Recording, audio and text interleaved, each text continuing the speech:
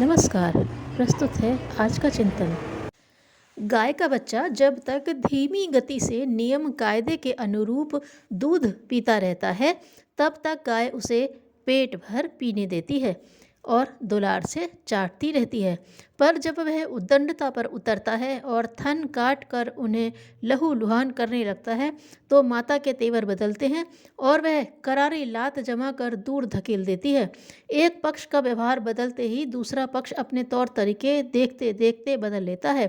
प्रकृति हमारी माता है। उसी के अजस्र अनुदानों के कारण शरीर के ढांचे से लेकर मानसिक विकास तक की जीवन को समुन्नत बनाने वाली अनेकानेक उपलब्धियां हस्तगत हुई हैं। निर्वाह से लेकर लोक सुविधा के साधनों का भंडार उसी की खदान से हाथ लगा है। जिस पर गौरव किया और अहंकार जताया जाता है, वह समस्त साधन सामग्री प्रकृति का अनुदान भर है। इसे सीमित मात्रा में लिया और भले मानस की तरह सदुपयोग में लाया जाए तो सामान्यतः ठीक तरह चलता रहता है। मनुष्य को भी कुछ कमी नहीं रहती और प्रकृति संतुलन भी बिगड़ता नहीं।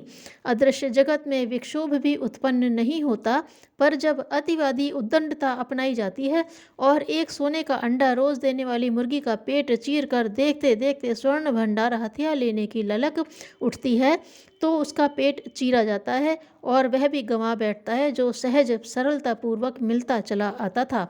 यही अनौचित्य इन दिनों प्रकृति के साथ मनुष्य द्वारा अपनाया जा रहा है।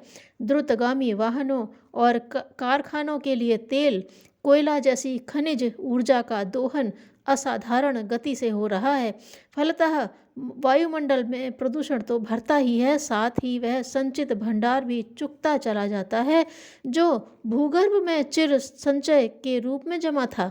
इस व्यतिक्रम से भूकंपों एवं अन्य अन्य प्रकृति प्रकोपों का सिलसिला बढ़ा है और वह स्थिति समीप आती जा रही है कि इस शताब्दी के भीतर वह संचय समाप्त हो जाएगा और कारखानों, द्रुत वाहनों के समक्ष ऊर्जा के अभाव में कबाड़ खाने मात्र बन जाने की विभीषिका सामने आ खड़ी होगी।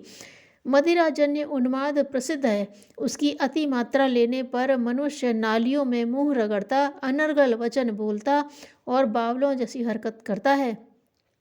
दूसरा नशा सफलताजन्य अहंकार का है। जो उसे पचा नहीं पाते वे उद्दंडता का अनाचार अपनाते हैं। शरीर में बलिष्ठता आने पर गुंडागर्दी सूझती है। पैसा बढ़ने पर दुर्व्यसनों की भीड़ दौड़ पड़ती है। अहम बढ़ने पर लोग दबाने ठगने की बात सोचते हैं। प्रकृति की परतों को असाधारण रूप से उधेड़ने में यत्किंचित सफलता मिल भी जाने पर भी यही हो रहा है। विज्ञान को अणु बम, रासायनिक बम बनाने की सूझी। विश्व को विश्व विजयी के सपने देखने वालों की पूरी चांडाल चौकड़ी जम गई। सर्वसाधारण भी अनुकरण में पीछे कैसे रहता। उसने अपना रहन सहन, आहार विहार ऐसा अपनाया जिसे एक प्रकार से मुंह चिढ़ाना ही कहा जा सकता है। एयर कंडीशन्ड कमरों में रहने वाले तात्कालिक मौज तो उठाते हैं, पर शरीर की प्रतिरोधक शक्ति बुरी तरह गंवा बैठते हैं और आए दिन जुकाम जैसी बीमारियों के शिकार बने रहते हैं।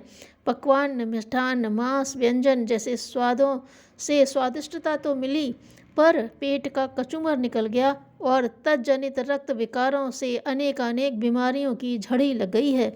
यह चटोरेपन की प्रतिक्रिया है। धन लिप्सा ने कमाई के ऐसे तरीके ढूंढ निकाले जिनसे ढेरों संपदा कुछ ही समय में जमा कर लेने की ललक ने ऐसा अनाचारों का ढेर लगा दिया जिसमें प्रयोक्ता को तो मनमाना लाभ हुआ, पर अन्य असंख्यों को उस कुचक्र में पिसकर कंकाल भर रह जाना पड़ा। विनोद, मनोरंजन के नाम पर कामुकता, छद्म, आक्रमण और शोषण के दृश्य देखने को मिले। फलतः आंखों को रस जरूर आया, पर चिंतन और चरित्र में निकृष्टता का दौर बढ़ता चला गया। सोचा गया कि नियंता की प्रकृति की कोई व्यवस्था तो है नहीं, फिर संकीर्ण स्वार्थ की पूर्ति के लिए कुछ भी कर गुजरने में क्या हर्ज है। इसी ढीठता के अंतर्गत पेड़ बुरी तरह कटे और प्राणियों को घास पात की तरह उदरस्त कर जाने की प्रथा बढ़ी। कृत्रिम खाद, कीटनाशक, कृत्रिम प्रजनन आदि से किसी को तात्कालिक लाभ भले ही मिले, पर इनके दूरगामी परिणाम हानिकारक ही हो सकते हैं, होते हुए देखे भी जा रहे हैं। प्रकृति का अत्यधिक दोहन आज तथाकथित वैज्ञानिकों मूर्धन्यों को अपने कौशल में सफलता जैसा प्रतीत भले ही हो, पर तत्व दृष्टि से देखने पर यही प्रतीत होगा कि स्वल्प सफलता के आधार पर उद्धत और मनुष्य नशेबाजी की तरह ऐसा कुछ कर रहा है जो उसके लिए ही नहीं समूचे समुदाय के लिए घातक सिद्ध होगा। आकाश में उपग्रहों का कबाड़ा जमता जा रहा है, वायु में प्रदूषण भर रहा है, जल शुद्धता गंवा रहे हैं, भूमि रेगिस्तान बनती जा रही है। दूसरों के साथ अनाचार बरतने का अभ्यासी अपनों के साथ भी वह दुष्टता बरतने में कोई अंतर नहीं कर पा रहा है, फलतः शालीनता को भारी क्षति पहुंच रही है। इस प्रकार के अनेकों कारण मिलते जाने पर समस्याओं और कठिनाइयों के अंबार लगते जा रहे हैं। यह अतिवादी उद्दंडता प्रकृति एक सीमा तक ही सहन कर सकती है। अतिवादी व्यवहार किसी को भी क्षुभित कर सकता है, प्रकृति को भी। समझदारी यदि वापस न लौटे तो फिर कान उमेटने और चपत जड़ने का काम दयालु माता को ही करना पड़ता है। यह अनुभव कराने वाले अनेक घटनाक्रम सामने आ रहे हैं जो बताते हैं कि कोई बड़ी भूल हो रही है। अवांछनीयता की प्रतिक्रिया ही कई बार इतनी कठोर हो जाती है कि राह बदलने के लिए बाधित करती है। डायबिटीज़, ब्लड प्रेशर आदि के रोग अपनी खुराक पर नियंत्रण करने के लिए मन मारकर बाधित होते हैं। असंयमी साधारण स्थिति में तो किसी के रोके नहीं रुकते, पर जब उनकी प्रतिक्रिया प्राणघातक रोग खड़े कर देती है तो ऑपरेशन का कष्ट सहने से लेकर पैसा पानी की तरह बहाने के लिए बाधित होना पड़ता है। इसे मजबूरी भी कह सकते हैं, प्रकृति की प्रताड़ना भी और नियंता की कठोरता पूर्वक शिक्षा देने की पद्धति भी। मनुष्य में इतनी समझदारी अभी बाकी है कि वह एक सीमा तक ही उच्छृंखलता बरतता है। जब उसे संकट की भयंकरता सामने प्रत्यक्ष दिख पड़ती है तब वह संभलता और चाल बदलते भी देखा जाता है। इसे समझदारी भी कह सकते हैं और विवशता भी।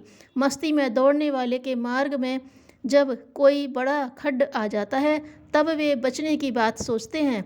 सर्प सिंह का आभास मिलते ही अति उत्साही भी वापस लौट पड़ते हैं।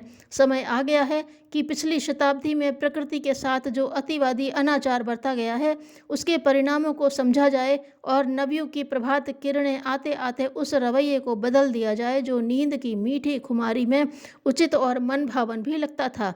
सदाशयता, दूरदर्शिता अपनाने की अंतः प्रेरणा ही ईश्वरीय अनुशासन है। उसी को प्रकृति का नियंत्रण और संतुलन भी कहा जा सकता है। अब इसी सुधार परिष्कार का दौर चलेगा। शालीनता की रीति नीति अपनाए जाने का परिवर्तन एकाकी देखने वालों द्वारा महान परिवर्तन जैसा कहा जाएगा और अध्यात्म की भाषा में उसे सतयुग की वापसी नाम दिया जाएगा। इसकी उपयुक्त वेला अब आ पहुंची दिखी जा रही है। अगले ही दिनों बछड़ा लात खाने के बाद सही रीति से थन चूसने का प्रयत्न करेगा। आहार में शाकाहार की ही प्रधानता होगी। लोग भूमि का भी सदुपयोग सीखेंगे, हरितिमा उगाएंगे, शाकाहार पर निर्भर रहने में ही भलाई अनुभव करेंगे। बच्चों से लदे घरों में घुसे और कृत्रिम प्रकाश के बीच जीने के अभ्यासी नए निर्णय करेंगे कि गांव के वातावरण में सूर्य और पवन का आश्रय लेकर स्वस्थ जीवन क्यों न जिया जाए। अगली शताब्दी शहरों से गांव की ओर वापस लौटने की है। अधिकांश का मानस यही चाहेगा कि ऐसी ही योजनाएं बनाएगा। गांव बढ़कर कस्बे हो चुके हैं। उपजाऊ भूमि नए सिरे से खोज निकालने पर इतनी गुंजाइश निकल आएगी कि मनुष्य, पशु और पेड़ साथ साथ सही अनुपात में जीवित रहकर एक दूसरे को संतुलित पोषण प्रदान करते रहें। शहरों का विकास अभी तो सुरसा के मुंह की तरह फैलता जा रहा है, पर वह विस्तार अगली सदी में इस रूप में रहेगा नहीं, वे खंडार होते जाएंगे। जिस प्रकार गांवों का विकास नए ढंग से नए स्तर पर होने जा रहा है, उसी प्रकार शहर भी जन निवास के लिए किन्हीं उपयोगी प्रवृत्तियों के लिए सीमित प्रयोगशालाएं, अनुसंधान, शोध संस्थान बनकर रह जाएंगे।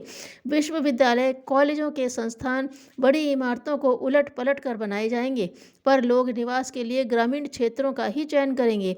आखिर लौटना तो प्रकृति की समीपता की दिशा में ही है। खाली समय में दिमाग पर चढ़ने वाली खुराफात ही कामुकता है। उसे उत्तेजना अश्लील साहित्य, संगीत, कला से ही मिलता है। जब नर नारी मिलकर सृजन प्रयोजनों में लगेंगे, सगे भाइयों की तरह रहेंगे और मनोरंजन के लिए उच्च आधार उपलब्ध होने लगेंगे, तो कामुकता एक हेय और उपेक्षणीय प्रवृत्ति भर रह जाएगी। ऐसी दशा में नर नारियों का स्वास्थ्य भी अच्छा रहेगा, समय भी पर्याप्त होगा, बच्चे सीमित होंगे और उन्हें समर्थ सुसंस्कारी बनाने के लिए आधार भी बड़ी मात्रा में उपलब्ध रहेंगे। प्रकृति प्रेरणा का अवगाहन करने की प्रवृत्ति जैसे ही बढ़ेगी, वैसे ही जनसंख्या का विस्फोट, जो आज एक अति भयानक संकट बनकर सामने खड़ा है, सहज, सरल और सीमित होता चला जाएगा। प्रतिभाएं धनोपार्जन और दर्प प्रदर्शन की निस्सारता समझेंगी भी और वे उन प्रयासों में लगेंगी जिनके माध्यम से लोकमानस के परिष्कार की अनेकानेक विधाओं का उत्पादन और अभिवर्धन होता रहेगा। प्रबुद्ध लोग मनीषी बनने में अपनी उच्च स्तरीय उन्नति हुई अनुभव करेंगे। नए युग के मनुष्य को नए ढांचे में ढलने के लिए जिस प्रकार के साहित्य की आवश्यकता है, आज उसका अभाव भले ही दिखता हो, पर वह अगले दिनों पर्याप्त मात्रा में मिलने लगेगा और उसका स्तर क्रमशः अधिकाधिक दार्शनिक और यथार्थवादिता का पुट लिए हुए होगा। मनोरंजन के भी ऐसे साधन निकल आएंगे जो लोक रंजन और लोक मंगल की उभय पक्षीय आवश्यकता पूरी करते चलें। प्रकृति की शरण में वापस लौटने का उद्घोष जब जन जन के मन में प्रवेश करेगा, तो प्रकृति पर आधिपत्य जमाने की वर्तमान उद्दंडता को पलायन करते ही बन पड़ेगा। संत सज्जनों जैसा सादगी एवं शालीनता का जीवन कैसे जिया जाए, इसकी शिक्षा और प्रेरणा महाकाल जन जन के मन में ठूंसता चला जाएगा। आम पक चुका था, भला इसी में था कि किसी की तृप्ति का कारण बनता, पर वृक्ष में लगे रहने का मोह छूटा नहीं। पेड़ का मालिक पके आमों की खोजबीन करने वृक्ष पर चढ़ा भी, पर आम पत्तों के झुरमुट में ऐसा छुपा कि हाथ आया ही नहीं। दूसरे दिन देखा कि उसके सब पड़ोसी जा चुके। उसका अकेला रहने का मोह नहीं टूटा था, पर अब मित्रों की विरह व्यथा सताने लगी। आम कभी तो सोचता कि नीचे कूद जाऊं और अपने मित्रों में जा मिलूं, फिर मोह उसे अपनी ओर खींचता। आम उसी उधेड़-बुन में लगा रहा। संशय का यही कीड़ा धीरे धीरे फल को खाने लगा। एक दिन उसका सारा रस सूख गया और सूखी काया नरकंकाल के समान पेड़ में लगी रह गई। आम की आत्मा यह देखकर बहुत पछताई कि कुछ संसार की सेवा भी न बन पड़ी, और अंत भी हुआ तो ऐसा दुखद। समझदार होकर भी जो सांसारिकता के मोह में फंसे, सेवा के लिए अब निकले तब निकलें सोचते रहते हैं, उनका अंत दुखद ही होता है। धन्यवाद।